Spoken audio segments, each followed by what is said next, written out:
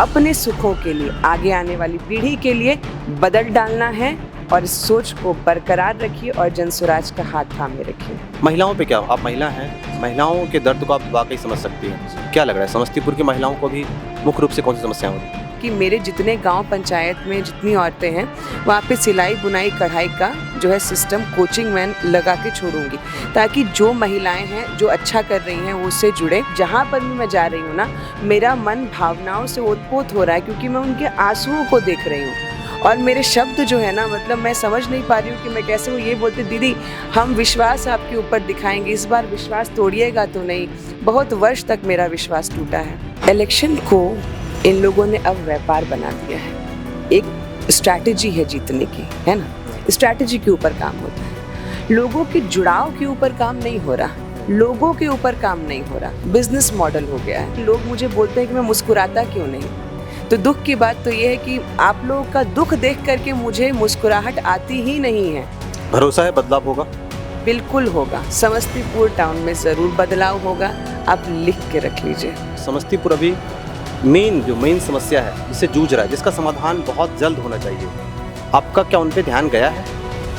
मैं तो चल रही हूँ तो मुझे भी समझ में नहीं आ रहा। अभी जो सत्ता सरकार में है वो लोगों के लिए है। आप लोगों को अगर अच्छी तरह से रखेंगे, उनकी जो परेशानियां हैं, उनके मुद्दों को आप ध्यान से रखेंगे, तो आप अच्छे नेता कहलाएंगे। नमस्कार, आप लाइव सिटीज देख रहे हैं। मैं हूं आपके साथ मिस्टर मुनीत। बिहार में इस साल विधानसभा के चुनाव होने, चुनाव में कुछ ही महीने के वक्त बचे हुए हैं। इस बीच सभी राजनीतिक पार्टियां अपने अपने चुनावी तैयारियों में जुट गई है। बड़ी बड़ी रैलियां हो रही है, बड़े बड़े सभाएं हो रहे हैं, बड़े बड़े वादे हो रहे हैं, बड़े बड़े दावे भी हो रहे हैं। इस वक्त हम समस्तीपुर विधानसभा में, और समस्तीपुर विधानसभा काफ़ी चर्चा में है। इस बार चर्चा में इसीलिए है क्योंकि कुछ दिन पहले फिल्म बनाने को लेकर मशहूर होने वाली चेतना झाव अब जनसुराज में है। आपने लगातार उनका वीडियो भी देखा होगा। लेकिन अब ये राजनीति में एंटर कर चुकी है, पॉलिटिक्स में एंटर कर चुकी है, विधानसभा क्षेत्र भी चूज कर लिया है, लगातार कैंपेन भी कर रही है। जानने की कोशिश करूंगा कि ये जो लगातार क्षेत्रों में जा रही है, क्या कुछ बदला हुआ दिख रहा है, क्या डिफरेंट नज़र आ रहा है, क्या समस्तीपुर को और बदलना चाहिए या समस्तीपुर अभी बेहतर हाथों में है। सबसे पहले तो स्वागत है चेतना आपका। बहुत बहुत धन्यवाद। क्या कहेंगी, समस्तीपुर लगातार आप कैंपेन कर रही है, जनसुराज को ज्वाइन भी कर लिया है। मैं ये नहीं पूछूंगा जनसुराज क्यों ज्वाइन किया, क्योंकि लगातार आप बोल ही रही हैं। मुझे ये बताइए कि समस्तीपुर आप जो घूम रही हैं, समस्तीपुर में क्या लग रहा है, कुछ बदलना चाहिए या समस्तीपुर बेहतर हाथों में है? देखिए, जनसुराज का जन्म ही बदलाव के लिए हुआ है, समस्त बिहार के लिए। और समस्तीपुर उसमें एक क्षेत्र है, बहुत सुंदर क्षेत्र है, मिथिलांचल की नगरी है। और हम मिथिलावासी शुरू से ही बहुत प्रेम भाव में हमेशा जुड़े रहते हैं। तो कहीं ना कहीं अब की जो जनता है वो बदलाव बहुत हद तक चाह नहीं रही है। उनको ये, अब मैं जहाँ पर भी घूम रही हूँ, मुझे तो अपनी बेटी मानते ही हैं वो, और मुझसे तो जुड़ाव रखते ही हैं, बट जनसुराज के साथ भी उनका जुड़ाव बहुत ज़्यादा है। क्योंकि वो ये बोल रही है कि नहीं, अभी शिक्षा पर जोर दिया जाएगा, पलायन एक्सप्रेस को रोकना बहुत ज़रूरी है। अभी जो परिस्थिति है, कृषि उद्योग की परिस्थिति है, छोटे मोटे उद्योगों की परिस्थिति है, सड़क और नाले की परिस्थिति है, इतनी गंभीर समस्याएं हैं और सभी समस्तीपुर वासी उसे जूझ रहे हैं। तो कहीं ना कहीं कोई विकल्प होना चाहिए। इस वजह से जनसुराज का जो एक उमंग उत्साह उनके बीच कि एक नई पार्टी को इस बार देना चाहिए समर्थन, ताकि बदलाव का दृष्टिकोण जो है वो सफल क्रिया ले और साथ में एक नया बिहार का निर्माण हो। मेरा सवाल ये था कि समस्तीपुर में क्या लग रहा है आपको, समस्तीपुर अभी मेन समस्या है जिससे जूझ रहा है, जिसका समाधान बहुत जल्द होना चाहिए। आपका क्या उन पे ध्यान गया है? मैं तो चल रही हूँ तो मुझे भी समझ में नहीं आ रहा। अभी बहुत सारी चीज़ें हैं, सड़क जैसे है, सबसे बड़ी समस्या हो गई है। सड़क की बहुत ज़बरदस्त समस्या हो गई है, नाले की समस्या हो गई। मैं जहाँ जा रही हूँ वहाँ खींच करके मेरे दादाजी लोग हो गए या मेरे चाचा लोग हो गए, वो बता रहे हैं कि देखो बेटा, यहाँ पे सड़क का पेपर पास है और फिर भी सड़क नहीं बनी है। तो ऐसे कई सारी चीज़ें, मुद्दे आ रहे हैं, जिसमें सबसे बड़ा मुद्दा ये भी है कि भाई मान लीजिए कि आपके पास पानी, नल जल योजना तो है, लेकिन साफ सुथरा जल भी बहुत जगहों पे नहीं पहुंचा है। अभी बहुत जगहों पे टॉयलेट्स की समस्या भी ज़्यादा है। मतलब बेटियां और बहुएं पंचायत में कह रही थी कि भाई दीदी हमारे पास तो ये भी समस्या आ गई है कि इतने समय से अगर एक टॉयलेट मतलब आपको डॉक्यूमेंट पास किया गया है तो अब तक बना क्यों नहीं है, और वर्ष बीत गए उनको। ऐसे अन्य कई गांव हैं जो मतलब अपनी परिस्थिति से जूझ रहे हैं। जब भी मैं जा रही हूँ अब उनकी आंखों में ना आंसू ज़्यादा हैं कि मतलब मेरे बच्चों का क्या होगा, उसका भविष्य कैसा रहेगा, ना पढ़ाई लिखाई अच्छी है। खिचड़ी में जो खिचड़ी ये लोग बांटते हैं उसमें कीड़े निकल रहे हैं। तो बच्चों के लिए, आप गरीबों के लिए अगर ऐसी परिस्थिति रखते हैं तो मुझे लगता है इससे ज़्यादा गलत तो कुछ नहीं है, क्योंकि राजनीति राज्य की नीति होती है और जो भी नेता होता है वो लोगों के लिए होता है। लोकप्रियता तो बाद में आती है, जो सत्ता सरकार में है वो लोगों के लिए है। आप लोगों को अगर अच्छी तरह से रखेंगे, उनकी जो परेशानियां हैं, उनके मुद्दों को आप ध्यान से रखेंगे तो आप अच्छे नेता कहलाएंगे। आपने महिलाओं की बात की, क्या लग रहा है समस्तीपुर में महिलाओं के पास क्या क्या समस्याएं हैं? आपने शौचालय का समस्या गिनवाया, उनको भी शौचालय मुहैया नहीं हो पाया है, और कई मिड डे मील की बात भी की कि बच्चे को सड़े हुए चावल या कीड़े वाले खाने मिल रहे हैं। महिलाओं पे क्या, आप महिला हैं, महिलाओं के दर्द को आप वाकई समझ सकती हैं। क्या लग रहा है समस्तीपुर की महिलाओं को भी मुख्य रूप से कौन सी समस्या हो रही है?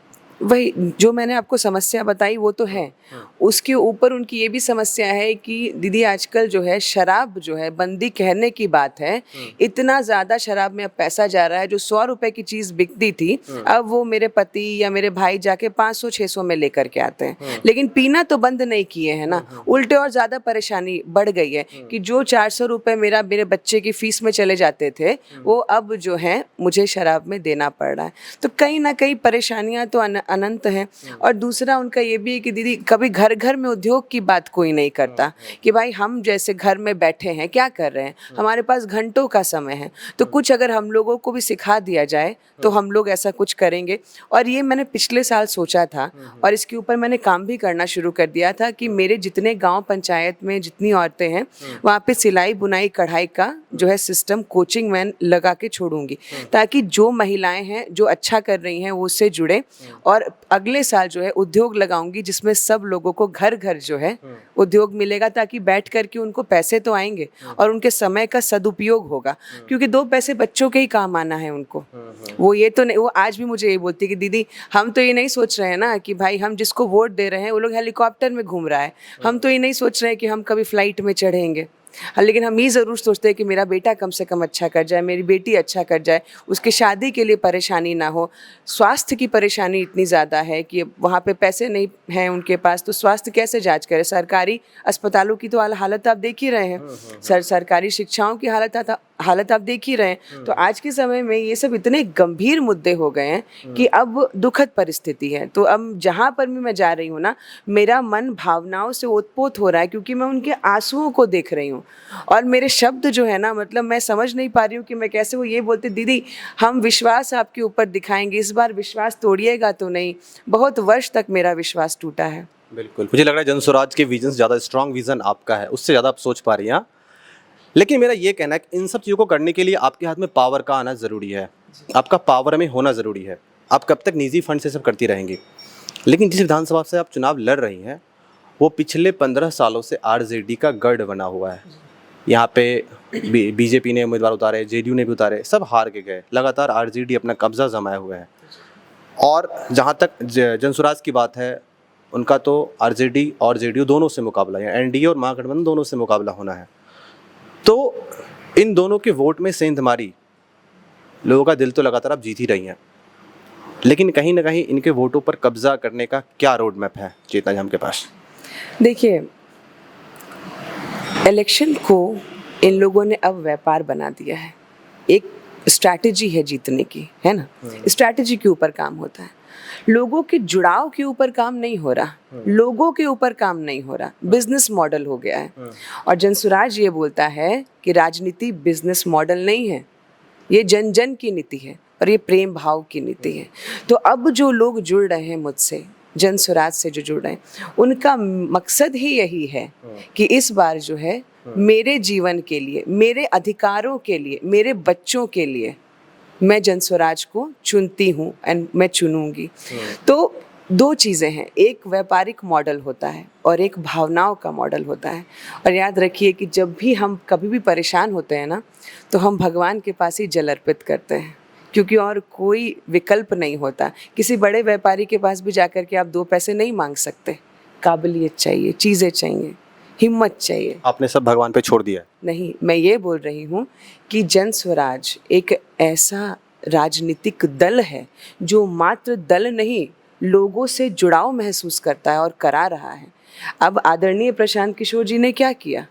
पद यात्रा की। मुझे लगता है कर्पूरी ठाकुर के बाद उन्होंने ही पद यात्रा की है। तो ये बहुत गंभीर मुद्दा है कि जो जन जन के लोगों से जुड़ा है, जिनको उनकी पीड़ा को पता है। जैसे मैं उनका एक भाषण सुन रही थी जहाँ पे वो बोलते हैं, लोग मुझे बोलते हैं कि मैं मुस्कुराता क्यों नहीं। तो दुख की बात तो ये है कि आप लोगों का दुख देख करके मुझे मुस्कुराहट आती ही नहीं है।